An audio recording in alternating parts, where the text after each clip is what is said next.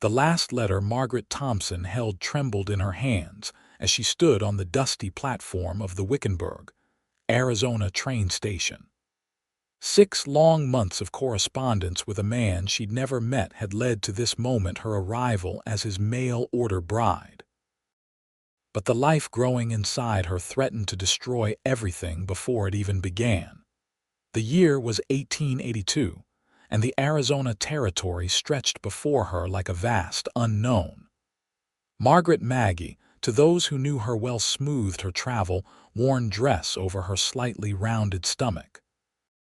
At 4 months along, her condition wasn't immediately obvious, especially with the strategic alterations she'd made to her clothing. But it wouldn't be long before the truth revealed itself. The afternoon sun beat down mercilessly as she scanned the faces of those waiting at the station. Owen Fletcher had described himself as tall with a mustache and brown hair. In her pocket rested his last letter, where he'd written about his cattle ranch outside of town and his desire for a wife to share his life with. What he didn't know, what she hadn't dared write, was that she carried another man's child. A man who'd promised her marriage back in Boston, then disappeared when she'd told him about the baby. She'd been desperate when she answered the advertisement for a wife in the Western Territories. Now, standing here with her meager belongings, she wondered if she'd made a terrible mistake. "Miss Thomson," the deep voice startled her. Maggie turned to find herself looking up at a tall figure silhouetted against the sun. As he stepped forward, his features came into view: broad shoulders, weathered skin, and yes, a neatly trimmed brown mustache. His eyes, a startling clear blue, assessed her with curiosity and something else she couldn't quite name. "Mr. Fletcher?" she asked, her voice barely above a whisper. He nodded, removing his hat. "Owen Fletcher, welcome to Wickenburg." His gaze traveled briefly to her small traveling trunk. "Is this all you've brought?" "Yes," she said, trying to keep her voice steady. "I travel light." A slight smile crossed his face. "That'll serve you well out here." He reached for her trunk. "The wagon's just over there. Town's grown some since I wrote you last. Nearly 1,200 souls now." Maggie followed him to a sturdy wagon hitched to 2 horses. She watched as he loaded her trunk, his movements efficient and strong. This was the man she had agreed to marry, a stranger who had no idea of her condition or her deception. "It's about an hour's ride to the ranch," Owen said, offering his hand to help her onto the seat. "Hope that won't be too taxing after your journey." His hand was warm and calloused against hers. Maggie felt a flutter of nervousness as she settled beside him on the wagon seat. "I'll be fine, Mr. Fletcher."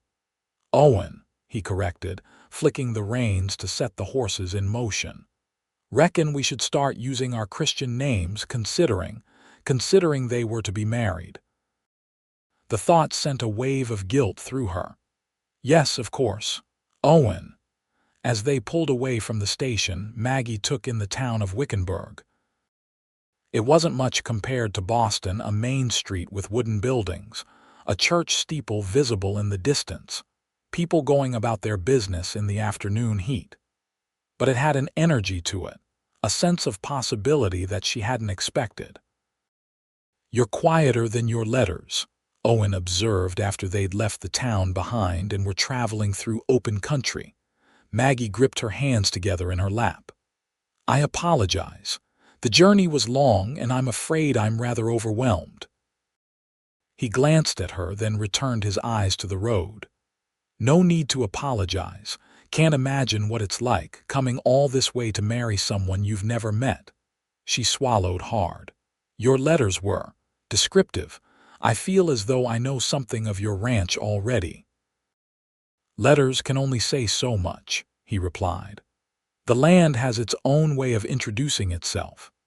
As if to emphasize his point, the landscape opened up before them, rolling hills covered in scrub, brush, and cacti, distant mountains purple against the sky. It was beautiful in its harshness, nothing like the crowded streets and buildings of Boston.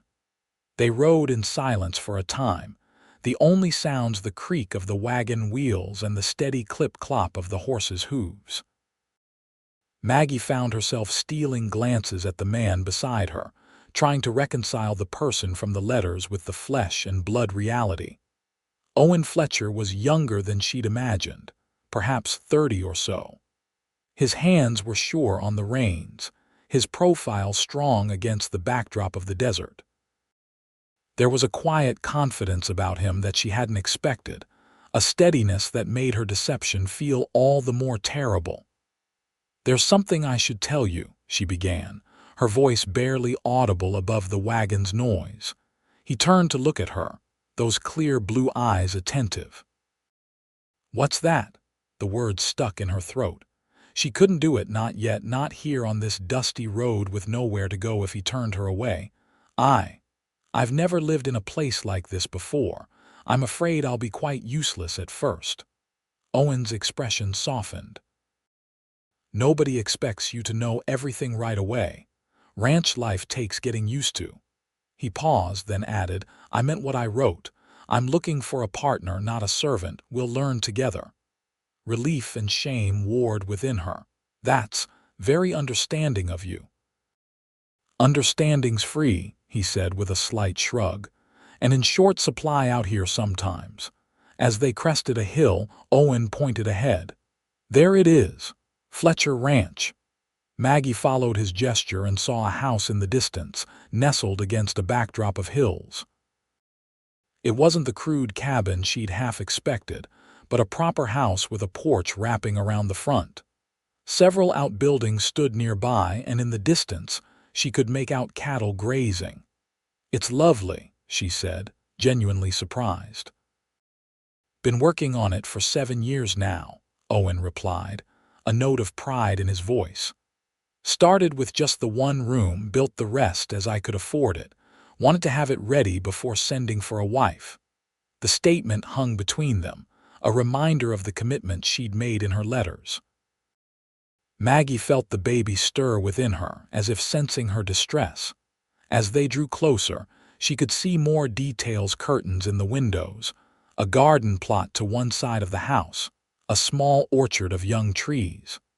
This was a home that had been prepared with care, waiting for her arrival. Owen brought the wagon to a stop in front of the house. Before helping her down, he looked at her intently. "I want you to know something, Maggie. I don't expect us to be in love right away. That might come in time, or it might not. But I do expect honesty between us." His words pierced her like a knife. Honesty, the very thing she was withholding. "I believe in honesty as well," she managed to say, the irony of her words not lost on her. He nodded, apparently satisfied, and jumped down from the wagon. When he offered his hand to help her, Maggie took it, stepping carefully to the ground. For a moment they stood close, her hand still in his, and she caught the scent of him, leather and soap and open air. "Welcome home, Miss Thomson," he said quietly. Then, with a slight smile, "at least for now. We can make the trip to town for the ceremony whenever you're ready." The mention of their pending marriage brought reality crashing back. Maggie withdrew her hand and nodded. "Thank you. I'd like a few days to adjust, if that's acceptable." "Of course." Owen gestured toward the house. "Let me show you around." The interior of the house was as carefully tended as the exterior. The main room served as both parlor and dining area, with a stone fireplace and simple but sturdy furniture. A kitchen opened off one side, with a bedroom and small study on the other. Upstairs, Owen showed her 2 more bedrooms. "This one would be yours," he said, indicating a room with a brass bed and a window overlooking the distant mountains. "Until after the wedding, that is." The implication was clear. Maggie felt her cheeks warm. "It's very nice." "The other room?" Owen hesitated. "Well, I thought it might make a good nursery someday." Maggie couldn't help the small gasp that escaped her. Owen misinterpreted her reaction. "I'm getting ahead of myself," he said quickly. "Just planning for possibilities." "No," Maggie said, finding her voice. It's a lovely thought. They stood awkwardly for a moment before Owen cleared his throat. I'll bring your trunk up. You must be tired from your journey. Rest if you'd like. We can talk more over supper. When he'd gone, Maggie sank onto the edge of the bed and finally let her composure crack. Tears slid down her cheeks as she placed a hand on her stomach. This was worse than she'd imagined, not because Owen Fletcher was unkind or his home unwelcoming, but because they were the opposite. He deserved better than a woman who'd lied to him from the start. By the time she'd washed her face and unpacked her few belongings, the sun was beginning to set. She made her way downstairs to find Owen in the kitchen, frying potatoes and bacon in a cast-iron skillet. "I'm not much of a cook," he said when he noticed her, "but I manage not to starve." "I can cook," Maggie offered. "It's one thing I do know how to do." He gave her an appreciative glance. "I won't turn down the help. There's coffee on the stove if you'd like some."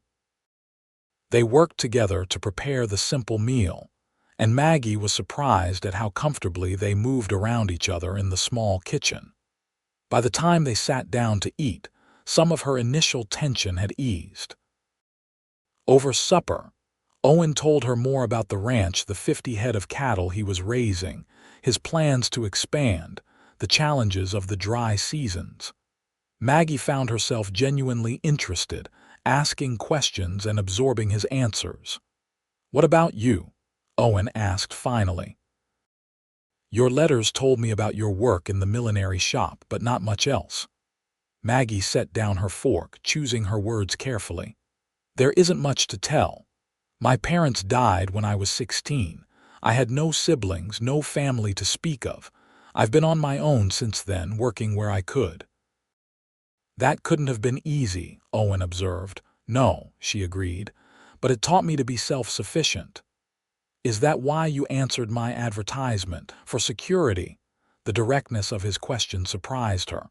"Partly," she admitted, "but also for the chance at something new, something better." Owen nodded slowly. "Fair enough. I reckon we all want something better." After supper they sat on the porch as night fell over the desert. Stars appeared in the vast sky, more than Maggie had ever seen in her life. "It's beautiful," she murmured, gazing upward. "It is," Owen agreed. "Sometimes when I can't sleep, I come out here and just look up. Puts things in perspective." Maggie glanced at him, his profile illuminated by the light from the window. "What keeps you awake at night, Owen?" He was quiet for so long she thought he might not answer. "Wondering if I'm doing the right things with my life, if I'm making the right choices." He looked at her then. "Wondering if I'd ever have someone to share all this with." The simple honesty of his words touched her. "And now I'm wondering if I'm what you expected, if you're disappointed." "I'm not disappointed," she said truthfully. Owen studied her face in the dim light. "There's something troubling you, though. I can see it in your eyes." Maggie looked away, her heart pounding. "It's just overwhelming. Everything is so new, Maggie." His voice was gentle but insistent. "Whatever it is, you can tell me." She stood abruptly, unable to bear his kindness a moment longer. "I'm very tired. Would you mind if I retired for the evening?" He rose as well, concern evident in his expression. "Of course not. We have time to talk tomorrow." "Yes," she said, already moving toward the door. "Tomorrow." But as she lay in the unfamiliar bed that night, listening to the strange sounds of the desert, Maggie knew that tomorrow would bring the same impossible choice. Continue her deception, or risk losing the chance at a new life that she so desperately needed. Morning came with the soft clatter of activity from downstairs. Maggie dressed carefully, pinning her auburn hair into a simple knot at the nape of her neck. Her stomach growled with hunger, but it was the nausea that concerned her more, a reminder of her condition, and the conversation she couldn't postpone any longer. Owen was at the stove when she entered the kitchen, frying eggs and heating beans. He turned at her footsteps, and his face brightened. "Good morning," Sleep well. Well enough, thank you, she replied, moving to pour herself a cup of coffee. The smell made her stomach turn, but she needed something to occupy her hands. I have to ride out to check on the herd after breakfast, Owen said as they sat down to eat. Won't be gone more than a few hours. Thought maybe when I get back I could show you around the property properly. Maggie nodded, pushing the eggs around her plate. That would be nice. Owen watched her for a moment. You're not eating. I'm not very hungry this morning. He set down his fork. Maggie, if there's something bothering you, there is, she interrupted, unable to bear it any longer. She set down her coffee cup and folded her hands in her lap to stop them from shaking. There's something I haven't told you. Something I should have written in my letters, but I was afraid. Owen's expression grew serious. Whatever it is, I'd rather know the truth. Maggie took a deep breath and raised her eyes to meet his. I'm with child. The words hung in the air between them. Owen's face remained utterly still, but she saw the subtle shift in his eyes: surprise, confusion, and something else she couldn't quite name. I see, he said finally, his voice carefully controlled. It happened before I answered your advertisement, Maggie rushed to explain. The father. He left when I told him, disappeared completely. I was desperate with no family, no support. When I saw your advertisement, I thought. You thought you'd found a solution, Owen finished for her. Maggie nodded miserably. I know it was wrong to deceive you. I'll understand if you want to send me back east. Owen was silent for a long moment, his gaze dropping to the table between them. When he looked up again, his eyes were clear and direct. How far along? 4 months, she whispered. He nodded, as if confirming a calculation in his head. And you're certain the father won't return? Yes. He made his feelings quite clear before he left. Owen rose from the table and walked to the window, his back to her as he looked out at the ranch. Maggie waited, her heart pounding for the anger, the rejection she was sure would come. When he turned back to her, his expression was resolute. I still want to marry you, Maggie. Of all the responses she had imagined, this was not one of them. What? I said I still want to marry you. He returned to the table but remained standing. The situation is not what I expected, but my offer stands. Maggie stared at him in disbelief. But why? The child isn't yours. No, Owen agreed, but it will need a father all the same. His voice softened. That child will know only love in this house, Maggie, I promise you that. Tears welled in Maggie's eyes, spilling over before she could stop them. I don't understand. Most men would turn me away without a second thought. Owen sat back down, his movements deliberate. I'm not most men, and I know something about being without family or protection in this world. He hesitated, then added, besides, I've been alone a long time. The thought of sending you away doesn't sit right with me. But what will people say, Maggie asked, when they realize the timing? People will talk no matter what we do, Owen replied with a slight shrug. Out here, folks learn to mind their own business if they want the same courtesy. And anyone who has a problem with my family can take it up with me directly. The word family made Maggie's breath catch. Are you certain, truly certain? I am, Owen said firmly. But you need to be certain too. Marriage is binding, especially out here where divorce is nearly impossible. I won't hold you to our arrangement if you've changed your mind. I haven't changed my mind, Maggie said quickly. I just never expected such kindness. Owen's expression softened. Kindness isn't as rare as you might think, Maggie. Sometimes you just have to go a long way to find it. He extended his hand across the table. After a moment's hesitation, Maggie placed her hand in his. His fingers closed around hers, warm and reassuring. We'll go into town tomorrow, he said. See the minister about making this official. Maggie nodded, still too overwhelmed to speak. Owen released her hand and stood. I still need to check the herd, but I'll be back before noon. Will you be all right here? Yes, she managed. I'll be fine." After Owen had gone, Maggie sat at the table for a long time, trying to make sense of what had just happened. She had prepared herself for rejection, for anger, for the difficult journey back east in disgrace. Instead, she found herself with an unexpected second chance. She spent the morning exploring the house more thoroughly, noting the care that had gone into its construction. Owen Fletcher might not be a wealthy man, but he was thorough and thoughtful in his work. The kitchen was well stocked, the furniture solid if plain, the entire house clean and orderly. In the small study, she found bookshelves filled with volumes history, agriculture, a few novels, and several books of poetry that surprised her. On the desk lay a leather journal, open to a half-written page. Maggie glanced at it briefly, not wanting to pry, but she caught enough to see that Owen was recording the daily events of the ranch, along with his thoughts and observations. This was a man with depths she hadn't anticipated. A man who read poetry and kept journals, who built a house with a room for children he didn't yet have, who offered marriage to a woman carrying another man's child. When Owen returned, he found Maggie in the garden, examining the rows of vegetables. "I hope you don't mind," she said when she noticed him approaching. "I wanted to see what was growing." "Not at all. It's your home now, too." He removed his hat, running a hand through his hair. "Or it will be once we're married." "About that," Maggie began, brushing the dirt from her hands.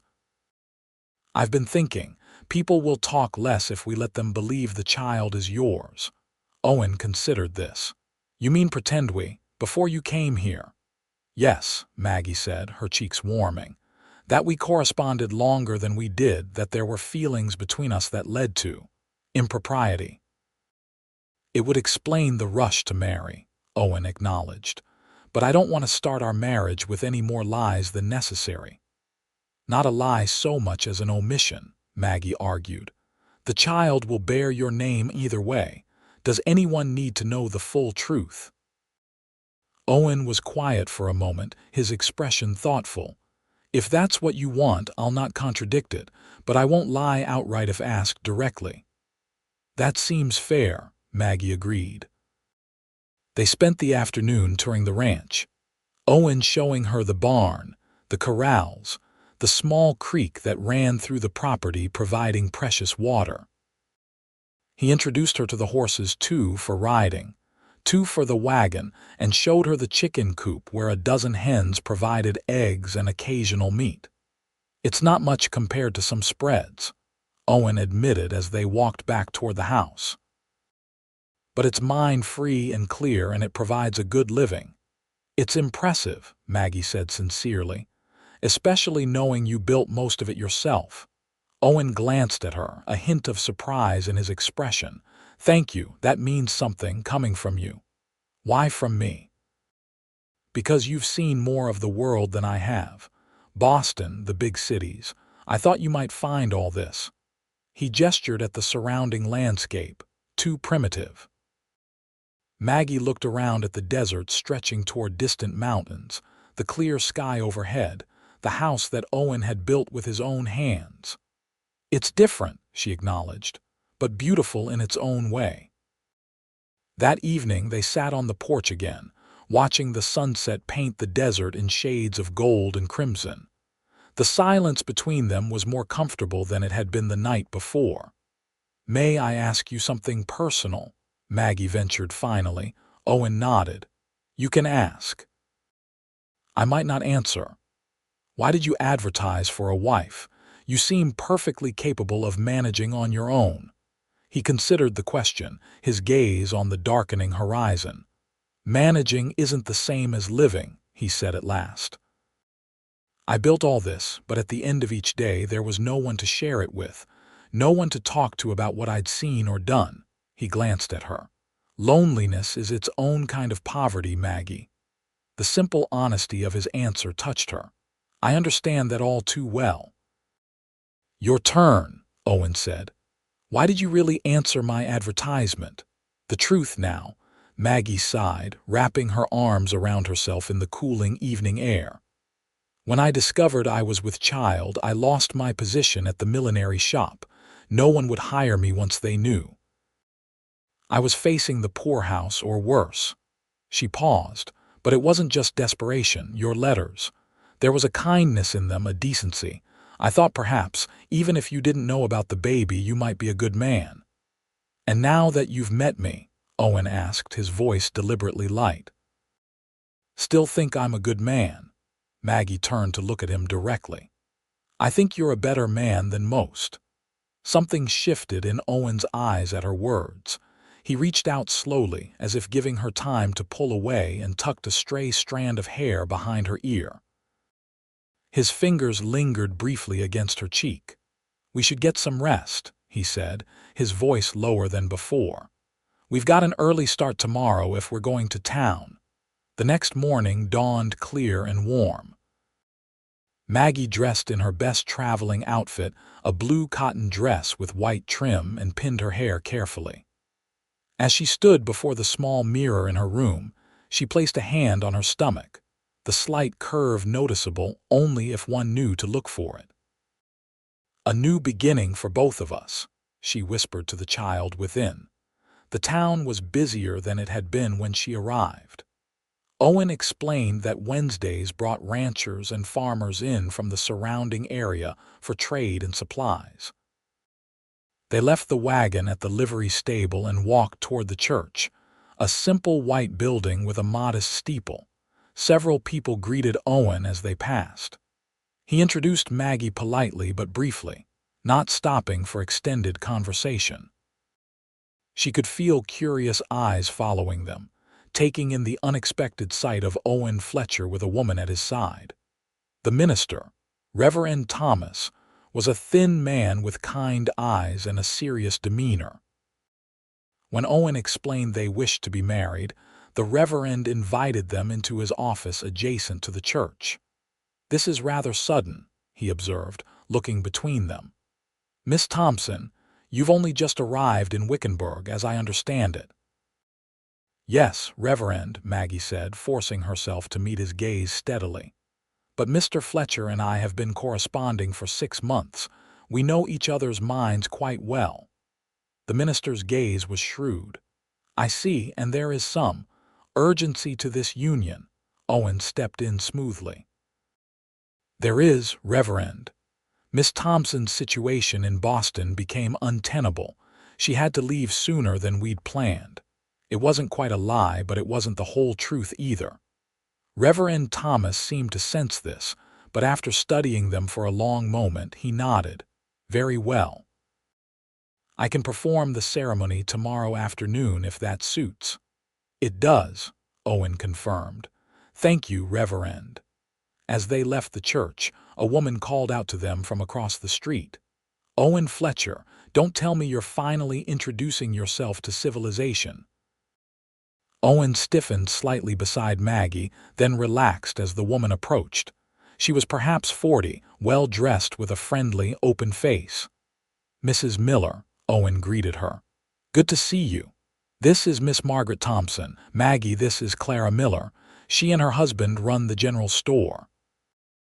Clara Miller's eyes widened slightly as she took in Maggie's presence. "Miss Thomson, what brings you to our little corner of the territory?" Before Maggie could respond, Owen said simply, "Maggie's my fiancée. We're to be married tomorrow." Clara's surprise was evident, but she recovered quickly. "Well, that's wonderful news, and quite unexpected. I had no idea you were courting anyone, Owen." "It was a private matter," Owen replied, his tone polite but firm. Clara turned her attention to Maggie. "My dear, you must be overwhelmed. Coming all this way to marry a man you've only known through letters." Maggie forced a smile. "It's certainly been an adventure, but Owen has made me feel very welcome." "I'm sure he has," Clara said, with a knowing look that made Maggie blush despite herself. "Well, you simply must stop by the store before you head back to the ranch. I insist. We get so few new faces in town, especially ladies." Owen looked as if he might refuse, but Maggie placed a hand on his arm. "That would be lovely, Mrs. Miller. Thank you." As they continued down the street, Owen glanced at Maggie. "You didn't have to agree to that, you know. It seemed the polite thing to do," Maggie replied. "Besides, we're going to be living here. I should get to know your neighbors." Owen's expression softened. "You're right, of course. It's just, people talk, and Clara Miller talks more than most." "Let them talk," Maggie said with more confidence than she felt. "We know the truth." The Miller's General Store was the largest establishment on Wickenburg's Main Street, its shelves stocked with everything from dry goods to tools to fabric. Henry Miller, a jovial man with a booming voice, greeted them warmly. "So you're the young lady who's managed to catch our Owen," he exclaimed, pumping Maggie's hand. "We'd begun to think he'd never take a wife, too busy with those cattle of his." "Now, Henry," Clara admonished, emerging from the back of the store, "don't embarrass the poor girl." She turned to Maggie. "Come, dear. Let me show you some fabrics we just got in from back east. You'll be wanting to make curtains and such for your new home." Before Maggie could protest, Clara was leading her toward the bolts of fabric at the rear of the store, leaving Owen and Henry to their own conversation. "It's not often we get newcomers, especially women," Clara said as she pulled out various fabrics for Maggie's inspection. "And for you to marry Owen Fletcher of all people. He's a good man, mind you, but keeps to himself most times." "Yes, he mentioned that," Maggie said, running her fingers over a bolt of calico. Clara leaned in slightly. "I hope you don't mind my saying, dear, but you look a bit peaked. The journey must have been exhausting." Maggie felt a flicker of alarm but kept her expression neutral. "It was quite long, yes. And now rushing into marriage so quickly," Clara continued, her voice lowered. "One might think there was a particular reason for the haste." Maggie met the older woman's gaze directly. "Mr. Fletcher and I see no reason to delay what we both want." Clara's eyes narrowed slightly, then she smiled. "Of course, dear. Young love is so impetuous." By the time they left the store, Maggie had purchased fabric for curtains and a tablecloth, along with several other household necessities that Clara had insisted were essential. Owen had watched the proceedings with bemused tolerance, occasionally adding an item he thought might be useful. As they drove back to the ranch, Owen glanced at Maggie. "You handled Clara Miller better than most newcomers," Maggie sighed. "She suspects, I think."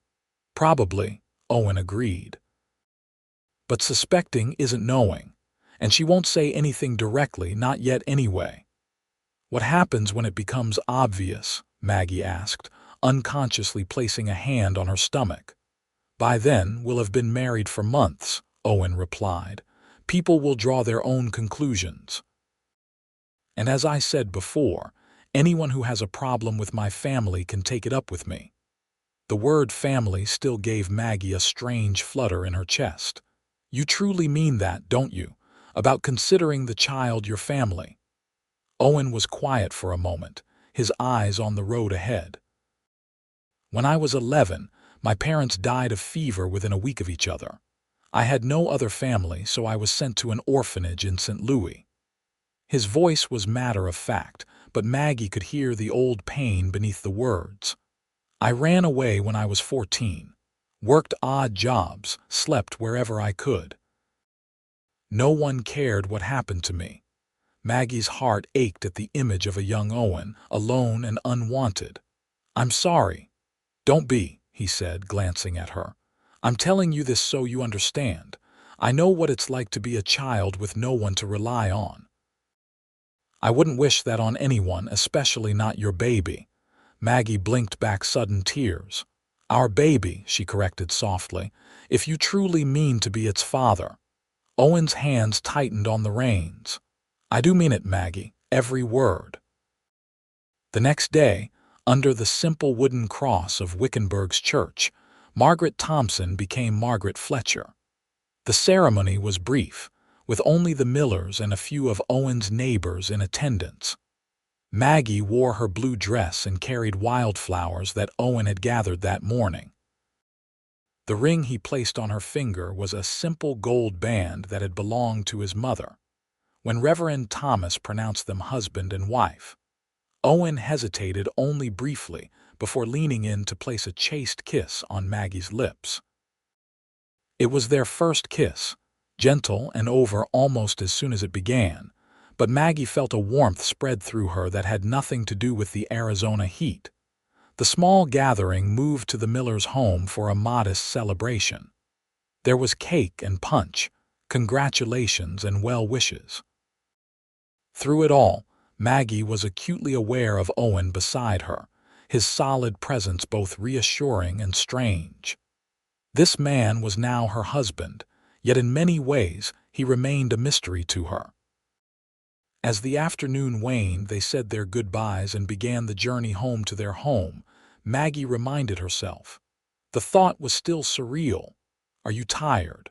Owen asked as they left town behind. "A little," Maggie admitted. "It's been a rather eventful day."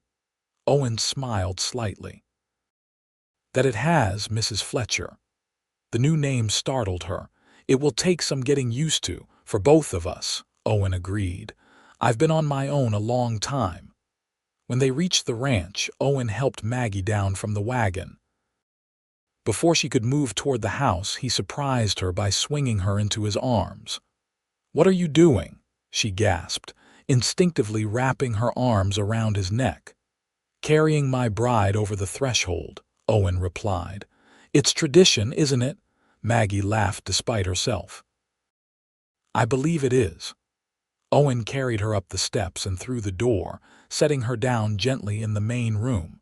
For a moment they stood close, his hand still at her waist, hers on his shoulders. Something shifted in Owen's eyes, a warmth that made Maggie's breath catch. Then he stepped back, clearing his throat. "I should see to the horses." When he had gone, Maggie moved through the house, her house now touching things as if to confirm their reality. The marriage had happened so quickly, she hardly had time to process what it meant. She was no longer alone, no longer desperate. She had a home, security, and a husband who had promised to care for her child as his own. But what kind of marriage would it be? Owen had not made any demands or expectations clear beyond his promise to the child. Would he expect the rights of a husband? The thought made her face warm. By the time Owen returned, Maggie had changed into a simpler dress and was preparing supper in the kitchen. He paused in the doorway, watching her for a moment before she noticed him. "You don't have to cook tonight," he said. "It's our wedding day," Maggie smiled. "I don't mind. Besides, I thought we might celebrate with a proper meal." They ate by lamplight, the conversation flowing more easily than Maggie had expected. Owen told her stories of his early days on the ranch, of the mistakes he'd made and the lessons he'd learned. Maggie shared memories of Boston, of the shop where she'd worked, of the few happy years with her parents before their deaths. After the meal, Owen insisted on washing the dishes while Maggie rested. She sat in the parlor, listening to the domestic sounds from the kitchen, feeling a strange contentment she hadn't expected. When Owen joined her, he carried 2 cups of tea. "I thought you might like this before bed." Maggie accepted the cup gratefully. "Thank you." Owen settled into the chair across from her. For a few minutes they drank their tea in comfortable silence. Then Owen set down his cup and leaned forward slightly. "Maggie, I want to make something clear." Her heart skipped. "Yes. I meant what I said about honoring our vows. You're my wife now in the eyes of God and the law."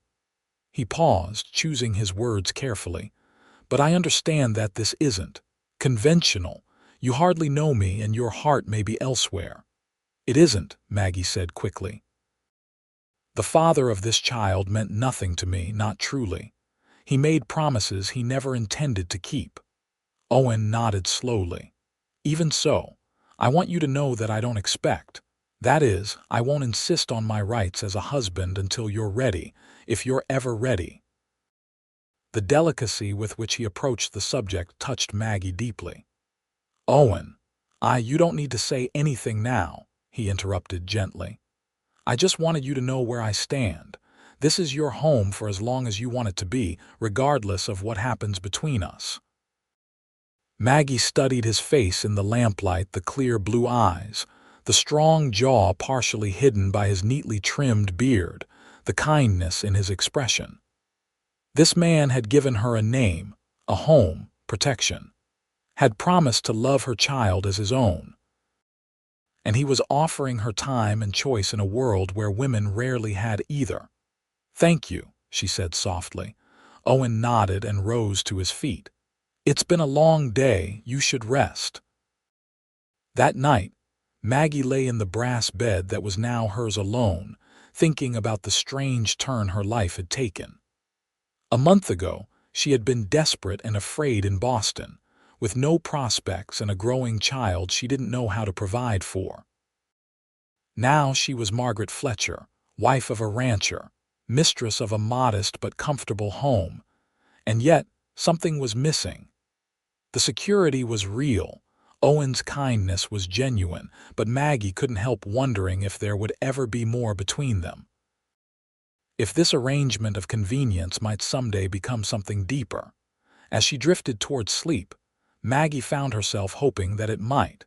The weeks that followed settled into a rhythm. Owen rose before dawn each day to tend to the ranch, while Maggie took charge of the household. She learned to cook on the wood stove, to make do with the ingredients available in this arid land, to manage the precious water they hauled from the creek. As her pregnancy progressed, her body changed more visibly. By the end of her 5th month, there was no hiding the rounded curve of her stomach. Owen never mentioned it directly, but she sometimes caught him looking at her with an expression of wonder when he thought she wouldn't notice. Their relationship evolved gradually. The initial awkwardness gave way to a comfortable companionship. They talked during meals, sharing stories and opinions.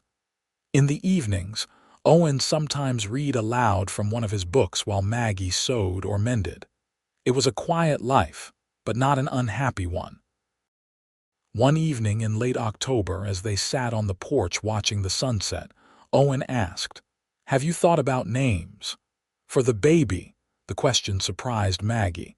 It was the first time he had directly acknowledged the pregnancy since their wedding. "I have a little," she admitted. "But I'm not sure. I thought perhaps Michael for a boy after my father." Owen nodded thoughtfully. "Michael is a good name, strong, and if it's a girl," Maggie hesitated. "I was thinking of Elizabeth. It was my mother's name." "Elizabeth Fletcher," Owen said, testing the name. "It has a nice sound to it." The casual way he added his surname sent a warm feeling through Maggie. "You truly don't mind that the child will have your name but not your blood?" Owen turned to look at her, his expression serious. "Names matter, Maggie, but not as much as love and care. This child will be mine in all the ways that count." Impulsively, Maggie reached for his hand. Owen's fingers closed around hers, warm and strong. For a long moment they sat in silence, hands joined, watching as the last light faded from the sky. November brought cooler weather to the Arizona Territory. The days remained warm, but the nights grew cold enough to require a fire in the hearth. Maggie's pregnancy had advanced to 6 months, her condition unmistakable now. They made a trip to town for supplies, and Maggie felt the curious stares and whispered comments as they moved through the general store. Clara Miller was effusive in her congratulations, though her eyes held a calculating gleam as she took in Maggie's rounded figure. "When are you due, my dear?" she asked, her voice carrying just enough to be heard by the other customers. "February," Maggie replied steadily. Clara's eyebrows rose slightly. "So soon?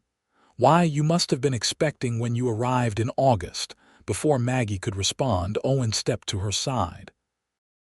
"We're blessed," he said simply. "Now, Clara, do you have that order I sent in for fabric? Maggie wants to start on baby things." His calm authority shut down further questions, at least for the moment. As they left the store, Maggie whispered, "Thank you." Owen helped her into the wagon. "People will talk, but they'll tire of it eventually. Something new will come along to gossip about." "I hope you're right," Maggie sighed. "I don't want this to reflect poorly on you." Owen's expression softened as he looked at her. "I made my choice, Maggie. I don't regret it." The simple statement warmed her more than she could express. December brought the first real cold of winter. Owen worked tirelessly to ensure the ranch was prepared, storing hay for the cattle, chopping extra wood for the fires, repairing any weak spots in the barn and outbuildings. Maggie, now in her 7th month, found her energy waning. Her back ached constantly, and simple tasks left her breathless. Owen noticed and began taking on more of the household chores without being asked. He insisted she rest in the afternoons and brought her tea when she couldn't sleep at night. "You don't have to wait on me," Maggie protested one evening as Owen removed her boots for her belly now too large for her to reach them easily. "I don't mind," he replied, his hands gentle as he set the boots aside. "You're carrying precious cargo." The tenderness in his voice made her throat tighten with emotion. "Owen, She hesitated, uncertain how to express what she was feeling. He looked up, his blue eyes questioning. "What is it?" "I'm grateful," she said finally, "for everything you've done, for the way you've accepted this child, for your kindness to me." Owen's expression softened. He moved to sit beside her on the sofa, closer than he usually did. "It's not just kindness, Maggie," her heart quickened. "What do you mean?" "I mean." He paused, searching for words. "When I sent that advertisement, I was looking for a partner, someone to share my life with. I didn't expect to feel the way I do now." "And how do you feel?" Maggie asked, barely above a whisper. Owen reached out to tuck a strand of hair behind her ear, his fingers lingering against her cheek. "Like I've found more than I was looking for." Before she could respond, the baby kicked sharply, making her gasp. Without thinking, she grabbed Owen's hand and placed it on her stomach. "Feel that?" Owen's eyes widened as the baby kicked again, strong enough for him to feel it through her dress. "That's remarkable," he breathed. For a long moment they sat there, his hand on her belly, feeling the life moving within. Something shifted between them in that quiet moment, an intimacy deeper than physical closeness. When Owen finally withdrew his hand, his eyes met Maggie's with a new warmth. "Thank you," he said softly, "for sharing that with me." That night, for the first time since their marriage, Owen kissed her properly before they parted for bed, a gentle but lingering kiss that left Maggie breathless and wondering what it might mean for their future. Christmas brought a rare snow to Wickenburg, a light dusting that transformed the desert landscape into something magical. Owen surprised Maggie with a small pine tree cut from the foothills, setting it up in the corner of the parlor. "I thought we might start our own traditions," he explained when he saw her surprised expression. They decorated it with paper stars Maggie had cut from old newspaper, strings of dried berries, and a few precious glass ornaments that Owen produced from a trunk in the attic, remnants of his childhood that he'd somehow managed to keep. On Christmas morning, Owen gave Maggie a rocking chair he had made himself, working on it secretly in the barn during the evenings. The craftsmanship was impeccable, the wood sanded smooth and polished to a warm glow. "For when the baby comes," he explained as he set it near the fireplace. "Every mother needs a good rocking chair." Tears filled Maggie's eyes. "It's beautiful, Owen. Thank you." She hesitated, then added, "I'm afraid my gift isn't nearly as impressive." She handed him a small package wrapped in brown paper. Inside was a knitted scarf in deep blue wool that she had worked on whenever he was out of the house. "I noticed your old one was wearing thin," she explained as he ran his fingers over the soft wool. Owen wrapped the scarf around his neck immediately, his smile warm. "It's perfect. And it matches my eyes, or so I'm told." "Yes," Maggie agreed, returning his smile. "It does." The new year brought increasing discomfort for Maggie as her pregnancy entered its final weeks. She found it difficult to sleep, uncomfortable in any position for long. Owen often found her pacing the house in the middle of the night, one hand supporting her lower back. "You should be resting," he would say, concern etched on his face. "I can't get comfortable," Maggie would reply with a weary smile. "This child is restless." Owen began to worry about her giving birth so far from town. "Maybe we should stay with the Millers for the last few weeks," he suggested one evening. "Be closer to help if you need it." But Maggie resisted the idea. "I'd rather be here in our home. Mrs. Peterson said she'd come when it's time." Sarah Peterson was the closest thing Wickenburg had to a midwife, a woman who had delivered dozens of babies in the area. Owen didn't press the issue, but he began making preparations, setting aside the wagon for quick departure if needed, keeping the horses ready, making sure the route to town remained passable despite the winter weather. As January turned to February, the air warmed slightly, bringing early signs of spring to the desert. Wildflowers began to appear in sheltered spots, tiny splashes of color against the brown landscape. Maggie, now enormous and uncomfortable, found simple pleasure in the bouquets Owen brought her each evening.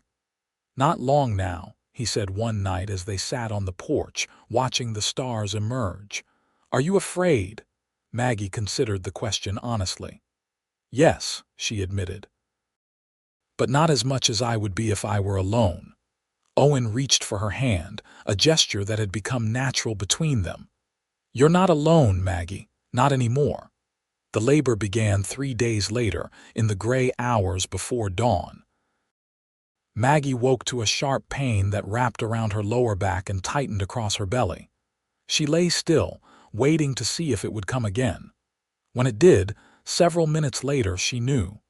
"Owen," she said, touching his shoulder gently. They had continued to sleep in separate rooms, but Owen had taken to checking on her several times each night, and had fallen asleep in the chair beside her bed after she'd complained of backache the evening before. He woke instantly, alert despite the early hour. "Is it time?" Maggie nodded, her face tightening as another contraction began. "I think so." Owen was on his feet immediately, pulling on his boots. "I'll get Mrs. Peterson, then come straight back. Will you be all right until then?" "Yes," Maggie assured him, though fear flickered through her at the thought of being alone. "It's just beginning. These things take time." Owen hesitated, clearly torn between staying with her and fetching help. "I'll be as quick as I can," he promised, leaning down to press a kiss to her forehead. After he'd gone, Maggie rose carefully and began to move around the room, remembering what she'd heard about walking during early labor. The contractions were still far apart, giving her time to prepare mentally for what was to come. She thought of her situation a year ago, alone in Boston, facing disgrace and poverty. Now, she was in a home of her own, married to a man who had shown her nothing but kindness and respect, preparing to bring a child into a world where it would be wanted and loved. Whatever pain lay ahead, Maggie knew she could face it. Owen returned in what seemed like record time, Mrs. Peterson in tow. The midwife was a no-nonsense woman in her 50s, with capable hands and a reassuring presence. "First babies take their time usually," she told Maggie after examining her. "We've got hours yet, I'd say. Best save your strength." The labor progressed slowly throughout the day. Owen remained close, bringing water when Maggie was thirsty, supporting her when she needed to walk, wiping her brow with a cool cloth when the pain intensified. His calm presence anchored her through the waves of pain that grew steadily stronger and closer together. As evening approached, the labor suddenly accelerated. Maggie's waters broke, and the contractions came hard and fast, barely giving her time to catch her breath between them. "It's time to push soon," Mrs. Peterson announced after checking her progress. "You're doing well, Maggie." Owen had moved to leave the room, assuming his presence wouldn't be wanted for the actual birth, but Maggie caught his hand. "Stay," she gasped between contractions. "Please stay with me." He looked to Mrs. Peterson, who nodded. "He can sit behind you, support your back." The next hour passed in a blur of pain and effort for Maggie. She was vaguely aware of Owen behind her, his strong arms supporting her, his voice in her ear offering encouragement and praise. When she thought she couldn't push any longer, his steady presence gave her the strength to continue. And then, suddenly, it was over. A lusty cry filled the room as Mrs. Peterson held up a squirming, red-faced infant. "You have a son," she announced, laying the baby on Maggie's chest. "A fine, healthy boy." Maggie stared down at the tiny face, overwhelmed with love and wonder. The baby had a shock of dark hair, and when he briefly opened his eyes, she caught a glimpse of deep blue. "He's perfect," she whispered, tears streaming down her face. "Yes, he is," Owen agreed, his voice thick with emotion. He reached around her to touch the baby's hand with one finger, and the tiny fingers curled reflexively around it. "Hello, Michael," he said softly. Mrs. Peterson efficiently completed the delivery, cleaning up and ensuring both mother and baby were healthy before preparing to leave. "You did well," she told Maggie. "Rest now, I'll check on you tomorrow." After she'd gone, Maggie lay propped up in bed, the baby nestled in her arms.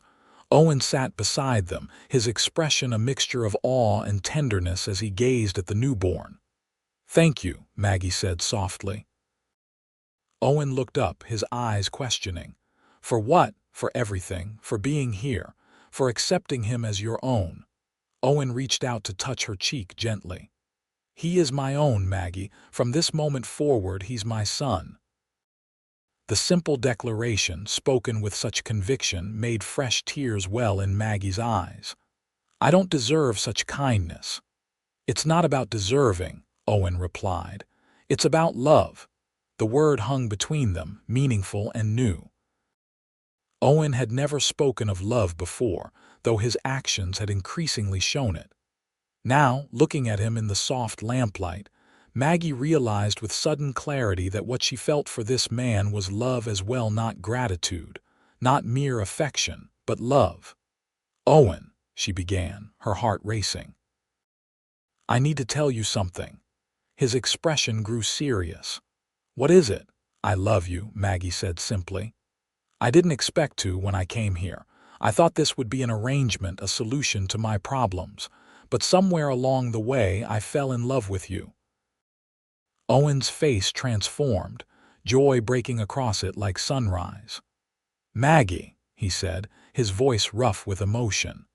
"I've loved you since that first evening on the porch when you looked up at the stars with such wonder. I just didn't know if you could ever feel the same." He leaned forward carefully, mindful of the baby between them, and kissed her a kiss full of tenderness and promise. When they parted, Maggie smiled through her tears. "We're a family now. A real family." "Yes," Owen agreed, looking down at the sleeping infant. "And this child will know only love in this house. I promise you that." The days and weeks that followed were a blur of adjustment as Maggie and Owen learned to be parents. Michael was a healthy, strong baby with a lusty cry and a hearty appetite. Maggie was exhausted but fulfilled, amazed at the depth of love she felt for this tiny being they had welcomed into their lives.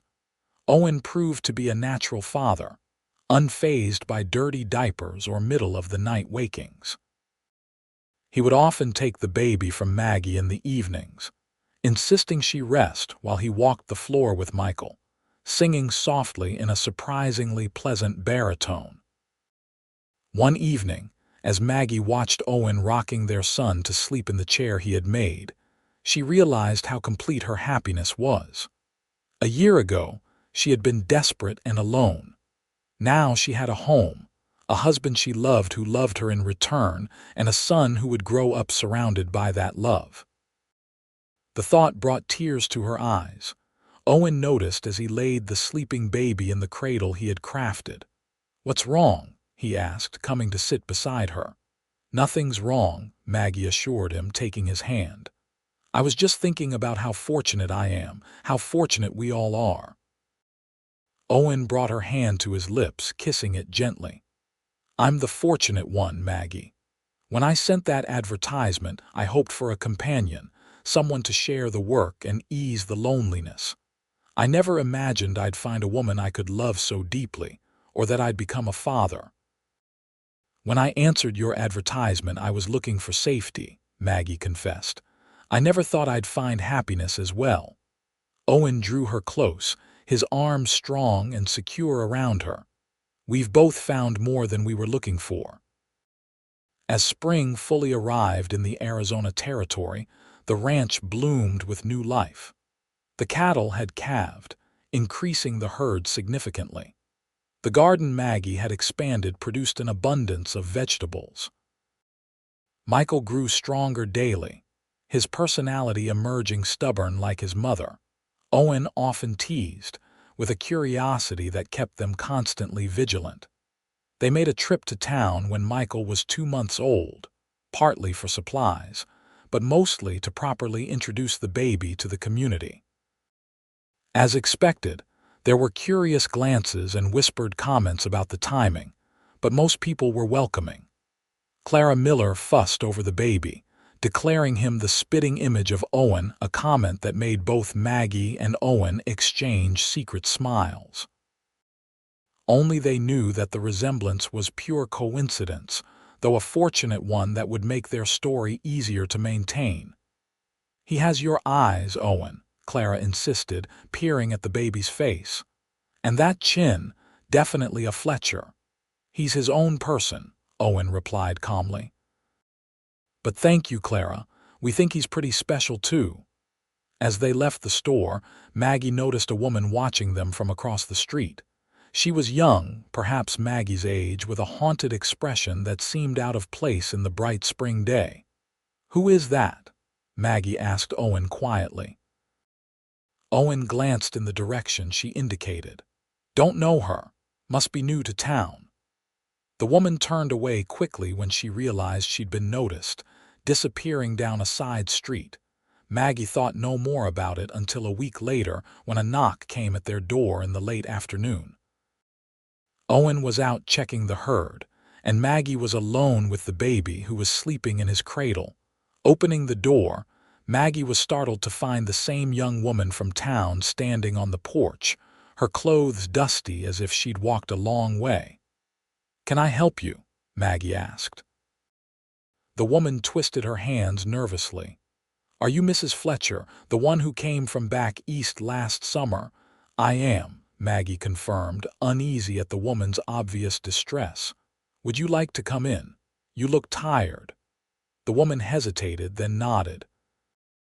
Once inside, she perched on the edge of a chair, her eyes darting around the room before settling on the cradle where Michael slept. "I'm sorry to intrude," she said. "My name is Julia Winters. I heard about you in town, about how you came as a mail-order bride and—" She faltered. "How I was already expecting when I arrived," Maggie finished for her gently. "Yes, that's true," Julia's eyes widened. "And your husband, he accepted the child as his own." "He did," Maggie confirmed. "Owen is Michael's father in every way that matters." Tears filled Julia's eyes. "I didn't think men like that existed." Understanding dawned on Maggie. "Are you in a similar situation?" Julia nodded, her hand going unconsciously to her stomach. 3 months along. When I told him, he threw me out, said it wasn't his, though I've never been with anyone else." She wiped at her tears. "I have nowhere to go. My family's back in Kansas and they'll disown me if they learn about the baby." Maggie's heart went out to the young woman. "How did you hear about me?" "In the general store. Mrs. Miller was telling someone about the scandalous timing of your baby's birth, but how Mr. Fletcher had stood by you anyway." Julia looked down at her hands. "I thought, maybe you'd understand. Maybe you could tell me what to do." Before Maggie could respond, the front door opened and Owen stepped in, stopping short when he saw their visitor. "I didn't know we had company," he said, removing his hat. Maggie made quick introductions, explaining Julia's situation as delicately as she could. Owen listened without interruption, his expression thoughtful. When she finished, he turned to Julia. "Miss Winters, you're welcome to stay here tonight. It's getting late, and you shouldn't be walking back to town in the dark." "Oh, I couldn't impose," Julia began, but Owen cut her off gently. "It's no imposition. We have a spare room." He glanced at Maggie, who nodded her agreement. "Tomorrow, we can help you figure out what to do next." That evening, after Julia had gone to bed exhausted from her long walk and emotional day, Maggie and Owen sat on the porch, speaking quietly. "She reminds me of myself," Maggie said. "When I first learned I was expecting, so frightened and alone." Owen nodded, his expression somber. "The difference is you had somewhere to go, someone who answered your letter." "Yes," Maggie agreed. "I was fortunate." Owen was silent for a long moment, looking out at the darkening landscape. "The Peterson place has been empty since old man Peterson died last winter," he said finally. "His wife moved back east to be with her daughter." Maggie looked at him sharply. "What are you thinking?" "I'm thinking it's a small house but sound. Good, well, small garden plot." Owen turned to meet her gaze. "It's only about a mile from here." "You want to help her settle there?" Maggie asked, understanding dawning. Owen nodded. "If she wants to stay in the area, she needs a safe place, Maggie. For herself and her child." Maggie's heart swelled with love for this man who continued to surprise her with his compassion. "You're a good man, Owen Fletcher." He shrugged, a hint of embarrassment crossing his features. "I just know what it's like to need help and have nowhere to turn." The next morning they proposed the idea to Julia, who was overwhelmed by their generosity. "I can't accept such charity," she protested. "I have nothing to offer in return." "It's not charity," Owen said firmly. "The place needs someone to look after it, keep it from falling into disrepair.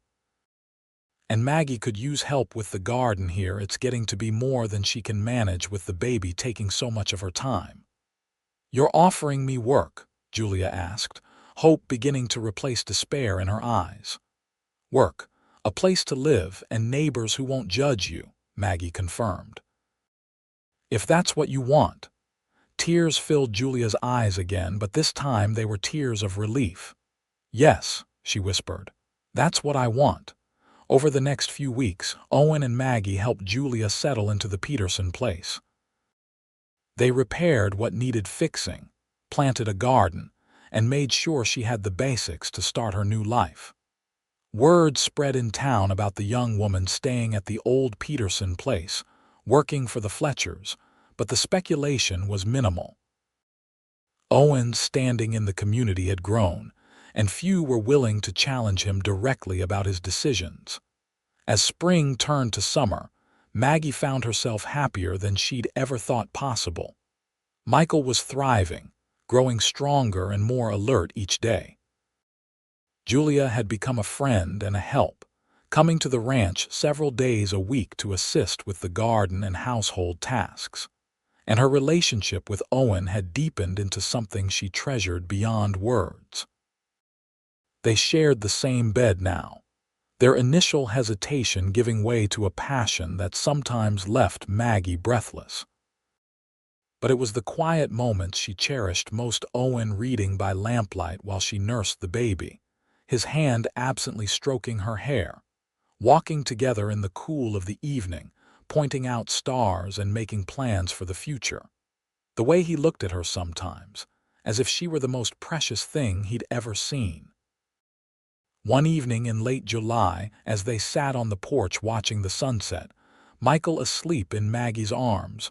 Owen turned to her with an expression she couldn't quite read. "What is it?"